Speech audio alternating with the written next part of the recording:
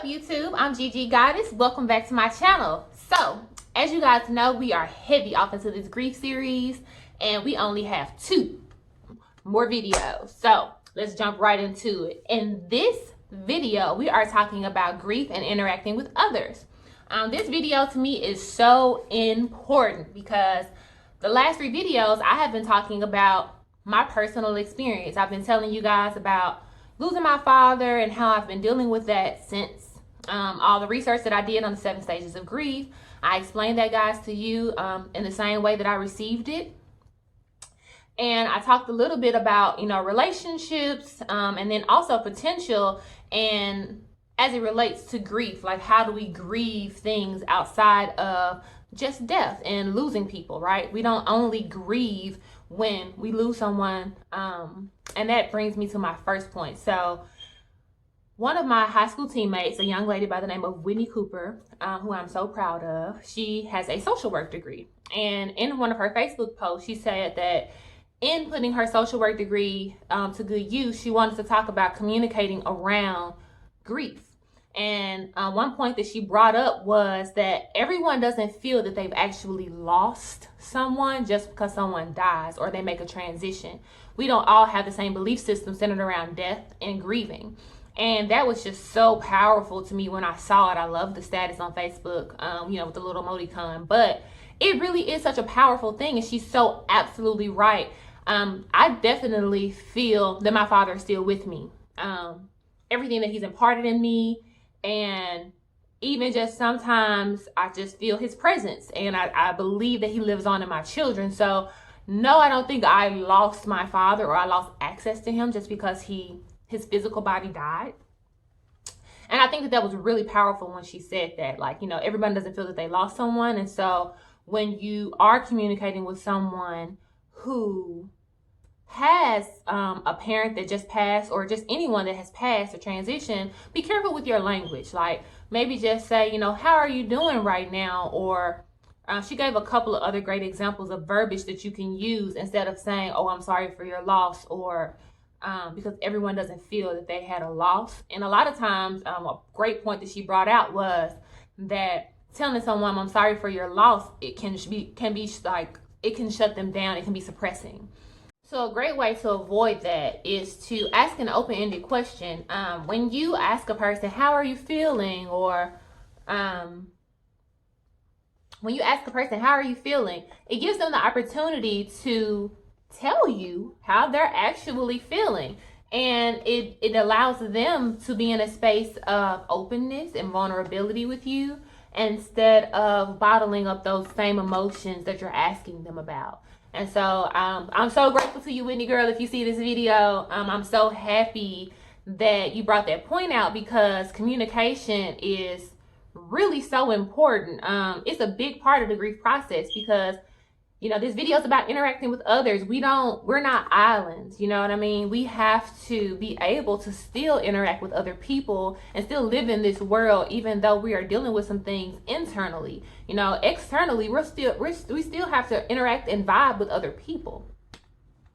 So now that we talked about communication a little bit, I kind of want to move into another area with that, which is receiving support and then reaching out for support when you need it. So in the same way that we just talked about how communication is really important, and how you talk to someone and the words that you use can give you a different result, whether they shut down or whether they open up to you, receiving and reaching out is pretty much the same thing. It's like, we look for our families and the people that love us to hold us up when we're going through something that brings us to our knees at times. When you're feeling a little weak or vulnerable or confused or in the air. I right now I don't feel the most grounded, which is difficult for me because I'm a systems person. I like structure and stability.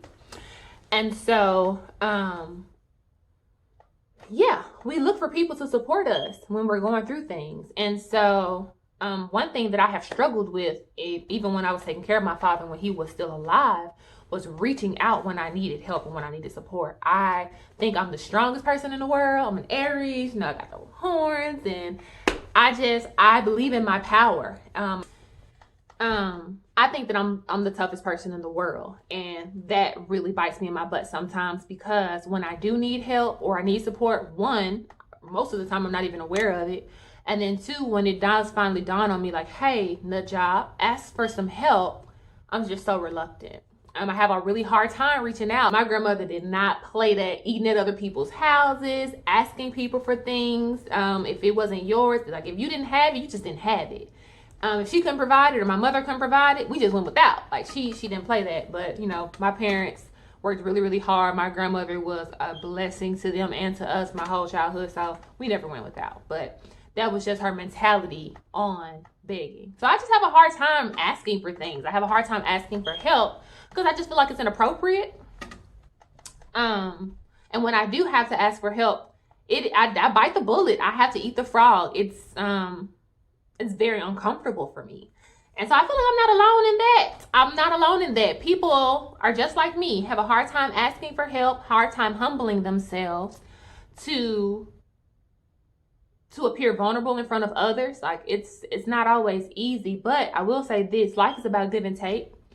I always tell people, they be like, what's up, stranger? I'll be like, the phone works two ways. Yeah, I could have called you, but you could have called me too. And so just if you're grieving and you are having some moments where you need a little bit of help, or you need some assistance, or you just need a shoulder to cry on, someone to just listen, then please pick up your phone or text your buddies or your family members and just let them know where you're at and that you need that little bit of extra help. And on the other side of things, like if you have someone in your life that you know is grieving or dealing with some type of pain, be a rock for that person. Don't be overbearing, don't be in their face too much, but just maybe occasionally, if you haven't heard from them, if you don't really know what their status is, just give them a text message or just a phone call, just to say, hey, I'm thinking of you. If you don't want to talk about it, we don't have to talk about it, but I just want to make sure you're okay. Like, even if that person doesn't tell you what's on their mind or how they're feeling, like, that goes such a long way, guys, just to let people know, like, to feel like, okay, I have people praying for me. I have people sending me love and good energy and positive vibes. Like, that in itself is so powerful, and it makes a person feel so much better.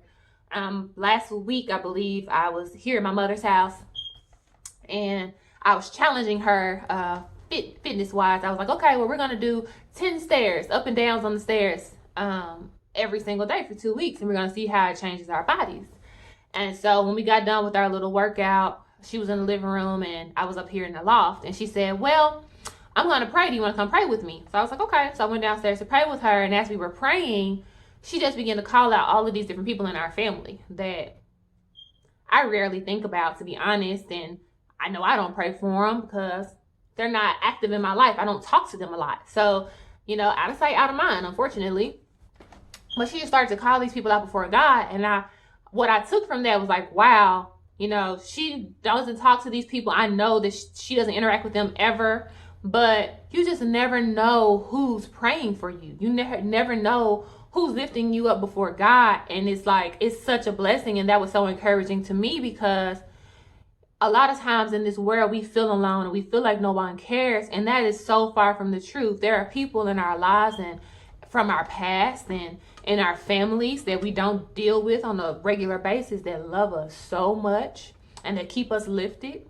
And just to know that even if you're not aware, there's somebody loves you. Somebody loves you. And that was just so encouraging to me. So I hope that was encouraging to you guys as well. But yeah, so life is about give and take.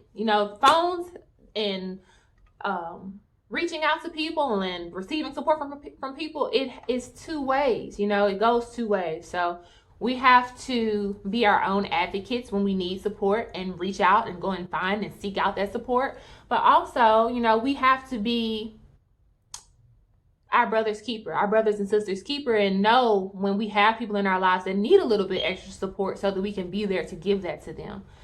And so that brings me to my next point, behaviors and actions. So not only was that reaching out and receiving all about communication, but it's also about actions, right? About taking appropriate actions during a time of stress, crisis, pain. And so one thing I want to talk about is bad behavior. So grieving is not an easy process. It's ugly. It's really ugly. Sometimes I wake up and I feel right as rain. The sun is shining. I hear the birds chirping. It's a good day. But a lot of days I wake up and I have an attitude, or I'm really, really sad, or I'm just angry, or I just feel kind of lost in the sauce, kind of blah. Yeah. And such a wide range of emotions, so many different things that, I never really know from day to day what I'm going to wake up feeling. And so I just honor my feelings that day. But first experience, whatever has caused you to be in the state of grieving, your emotions are so volatile that your actions are pretty much unconscious. So you might snap off at people. You might, just do some things and say some things that might be completely out of character for you. And so I say that to say, be aware of your actions, be humble enough to admit that you were wrong, be humble enough to apologize. And on the other side of that, if you have, been wronged by someone that is not in such a great place, like, don't brush off what they're going through. Don't say, well, that's no excuse for bad behavior. It's not. It's totally not. But have some compassion, have some empathy, have some understanding, and know that that person wasn't at 100% when they performed that action. Maybe take some space if you need to not have this become a repetitious thing or to be going through the same thing with a person. But just know that they're going through something, and that it may not be, that specific situation may not be the best representation of not only who that person is, but how that person feels about you. So be patient and operate it out of a place of unconditional love. And that is, I've said this in another video, how unconditional love is so rare, and it is. But if you can operate from a place of unconditional love, you can have some mercy and some sympathy for that person and understand that, maybe they didn't mean that bad behavior. And so that brings me to my next point. Time heals all wounds. Lies. Dame Dash did a Breakfast Club interview the other day, and he said, time doesn't heal all wounds. It's what you do with the time to heal the wounds. And so, that was just it. That was everything. I was just like, yes, talk your you know what I'm saying? Like, that's true. Time doesn't heal our wounds. If, you are beating yourself up every day with guilt about what you didn't do for whoever it was that passed on or made their transition. If you are, just constantly replaying whatever it is that is tormenting you about the situation every single day, you're not allowing yourself to move into a place of healing. So time will not heal the wound if you are using that time to pry the wound open and keep digging it out all the time. You have to move into a place of conscious, efforts. Okay, I want to be healed. I want to be whole. I want to get better. I want to smile again. I want to walk out of my house and not see gray clouds even when the sun is shining. You have to want to be in a better place in order to move into that place. And so time will heal the wound, but you got to do some work. I'm huge on personal development. I think that personal development is so incredibly important to success. And if you are not feeding yourself with good things, which I've talked about in another one of my videos, then you are killing yourself. You're feeding yourself the opposite, which is complacency and all kind of other negative, horrible stuff. So, if we're not getting better, we're getting worse. We age every day. We're moved closer and closer to our finish line every single day. And so with every single day, we have to try to elevate ourselves and to renew ourselves and give ourselves new strength and just rejuvenation. So yeah, time. Like I said, just give yourself some time. Give yourself some time. But while you're giving yourself that time, also give yourself a lot of other great things. Read a good book. Go to Wednesday night Bible study. Immerse yourself in prayer.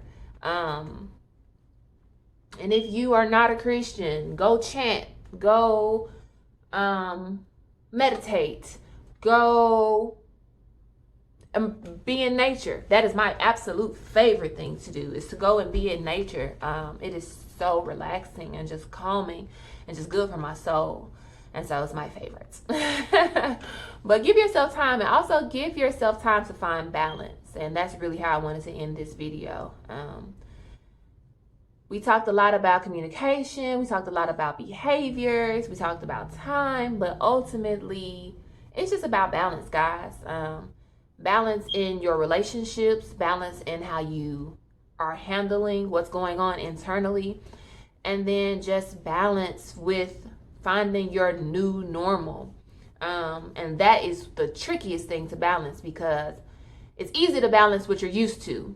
It's hard to find balance in the new, because you're not familiar with every component yet.